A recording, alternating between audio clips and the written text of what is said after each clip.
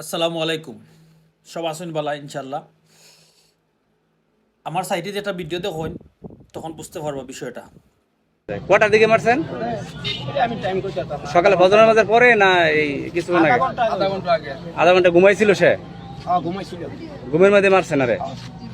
বাড়িতে আসছেন নেশা করে তার বাবাকে এবং তার মাকে তো কারণ হচ্ছে এই যে ভিডিওটা মারধর করে এবং খারাপ ভাষায় একটা গালাগালি বাবা করে। একটা সন্তানকে এক হত্যা করা পর্যায়ে সে হয়েছে। গালাগালি মারধর করে তবে ঘুমায় যায়। পরবর্তীতে বাবা যখন কটার দিকে আনুমানিক? পুলিশের সকালে দরিয়া লইয়া যায় করে তখন না? একটা কথাই কইছে আধা ঘন্টা আগে যে এখন থেকে আমার তাহলে ছেলেরে আধা মারিয়ে ঘন্টা আমি আগে প্রমাণ যদি করিয়া হয়, দিছি অন্তত পরিমাণ পক্ষে 8টা, দেশের সাড়ে জন্য 8টার দিকে মাদকটা না কিন্তু আসে। তার সন্তানকে তো সে আমি কুড়াল দিয়ে এতটুকুই ঘুমের বলবো, মধ্যে কুপিয়ে আর হত্যা আমি করে। জানি এই ভিডিওটা সরকারের কাছে যাইতো না। রাজিউন আর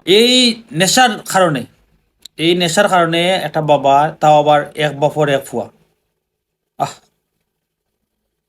বলার মতো ভাষা নাই ভাই। দেশটা ধ্বংস হয়ে গেছে।